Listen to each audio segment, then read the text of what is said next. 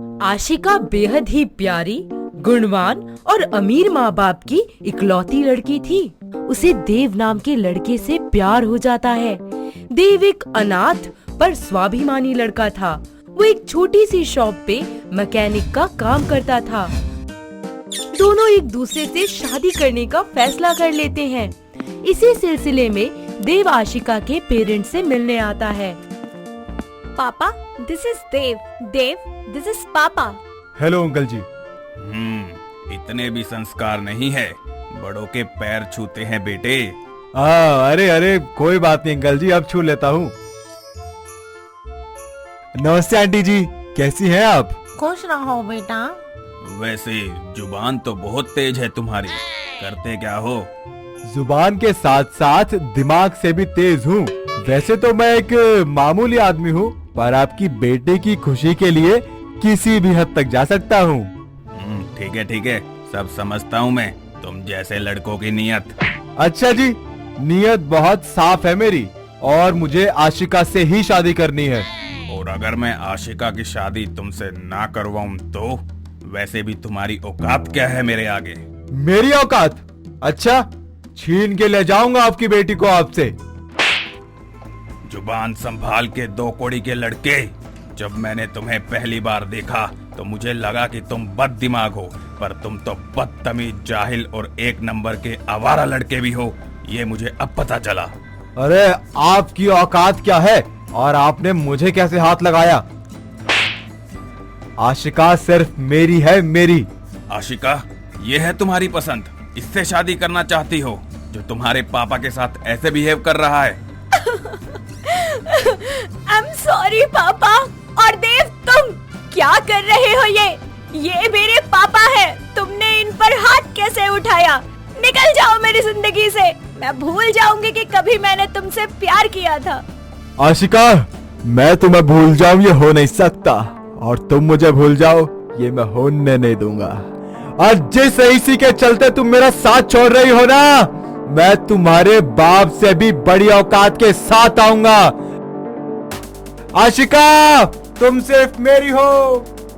आशिका के माता पिता उसकी शादी राम नाम के एक मैनेजर से करवा देते हैं। दोनों की शादीशुदा जिंदगी बहुत अच्छे से चल रही होती है। देखते ही देखते 2 साल बीत जाते हैं। देव अपनी आशिका को पाने के लिए दूर दूर शहरों में जाकर जी तोड़ मेहनत से दिन रात काम करता है और दिल्ली में अपना एक बहुत बड़ा बिजनेस एम्पायर खड़ा कर लेता है, पर शादी नहीं करता। वहीं इत्तेफाक से राम की पोस्टिंग दिल्ली की उसी कंपनी में हो जाती है जिसका ओनर देव होता है। एक दिन आशिका राम को फोन करती है। हेलो राम, कैसे हैं आप? आपको याद है ना, आज हमारी मैरिज एनिवर्सरी है। अरे हाँ, मेरी जाने मन याद है मुझे। बताओ क्या लाऊं तुम्हारे लिए आज तोहफे में? बस एक बहुत स्पेशल सरप्राइज है आपके लिए, जल्दी से आइए। उफ मेरी जान, अब बता भी दो यार कि क्या सरप्राइज है। अब सब्र नहीं हो रहा मुझसे। अजी, सब्र का फल मीठा होता है, थोड़ा इंतजार का मजा लीजिए। ठीक है बीवी जी, ठीक है, बाद में बात करता हूँ मैं। राम अपनी बीवी का फोन कटकर ऑफिस के काम में लग जाता है और फिर थोड़ी देर में ऑफिस में अपनी मैरिज एनिवर्सरी की खुशी में मिठाइयाँ बांटता है। साथ ही सबको अपने घर पर पार्टी में बुलाता है। ऐसे ही वो अपने बॉस देव की कैबिन में मिठाई का डब्बा लेकर पहुंचता है। Good morning sir. सर ये लीजिए मिठाई। कांग्रेचुलेशंस राम, पर ये मिठाई किस लिए? सर आज वो मेरी मैरिज एनिवर्सरी है, इसलिए। अरे वाह, ये तो बहुत अच्छी बात है। सर आज शाम को एक छोटी सी पार्टी रखी है मैंने घर पे, तो प्लीज आप जरूर आइएगा। हमारी पार्टी की शोभा खूब बढ़ेगी आपके आने से। अरे बिल्कुल आऊंगा। You may go now. Okay sir, लेकिन प्लीज सर आप जरूर आइएगा। शाम को राम के घर उसके रिश्तेदार और पूरा ऑफिस स्टाफ पार्टी अटेंड करने आते हैं। वो अपनी बीवी के लिए एक 9 लखा हार लाता है और कमरे में तैयार हो रही बीवी को सरप्राइज कर देता है। कितना प्यारा नेकलेस है, सच्ची में आप कितना ख्याल रखते हैं मेरा। अरे बेगम साहिबा, आपकी खुशी सर आंखों पर। वैसे मेरा सरप्राइज कहाँ है? अभी लाती हूँ।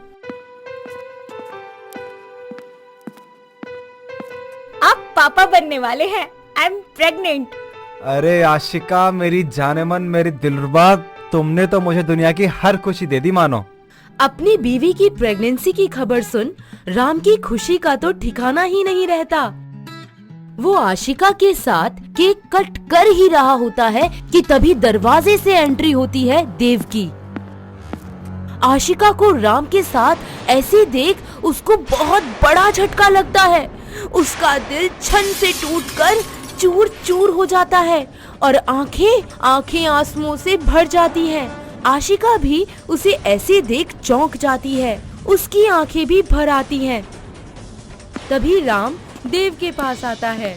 अरे सर आप ठीक तो है ना? क्या हुआ आपको? कुछ नहीं राम, बस इतनी खुशी का नजारा देखकर एक शेर जरूर सुनाऊंगा। अरे जी सर, ये भी कोई कहने की बात हुई भला? बिल्कुल सुनाइए। हमें तो अपनों ने लूटा, गैरों में कहाँ दम था, मेरी कश्ती वहीं डूबी जहाँ पानी कम था। अगले दिन ऑफिस में देव का व्यवहार राम को लेकर टोटली बदल जाता है। वो उसे ताने मारने और नीचा दिखाने का एक भी मौका नहीं छोड़ता। ऐसे ही दिन बीतते जाते हैं। देव की नफरत इस कद्र बढ़ने लगती है कि वो राम की फोटो लोकल गुंडों को दे देता है। यही चरामी है, देवो साले को इधर ही। कौन है आप लोग? ये हलकट, अपन मेजबान है मेजबान, और तेरी सेवा करने के लिए आए ले, समझे ना?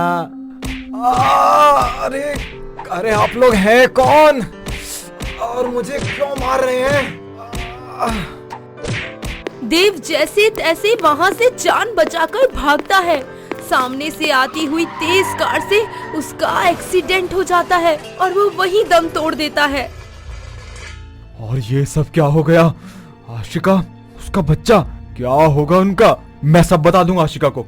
हाँ मैं सब बता दूंगा। परेशान हताश देव आशिका के पास जाता है और उसे सारी बात बताता है। उसका तो मानो घर संसार पल में ही चकनाचूर हो जाता है।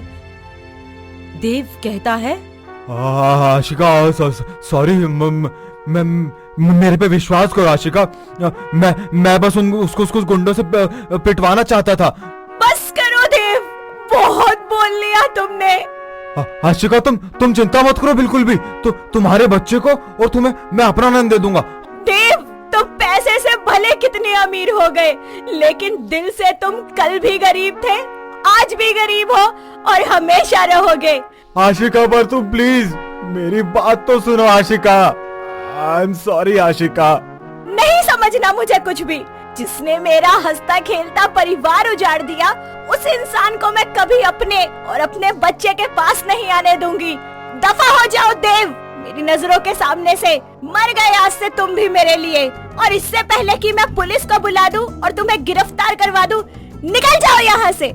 इस तरह देव शर्मिंदगी महसूस करते हुए वहाँ से चला जाता है, पर आशिका उसे कभी माफ नहीं करती और अकेली ही अपने जीवन में अपने बच्चे के साथ आगे बढ़ती है। अगर आपको ये वीडियो पसंद आया हो तो इसे लाइक कीजिए, चैनल सब्सक्राइब कीजिए और कमेंट करके बताइए कि भविष्य में आप कौन सी कहानी देखना पसंद करेंगे।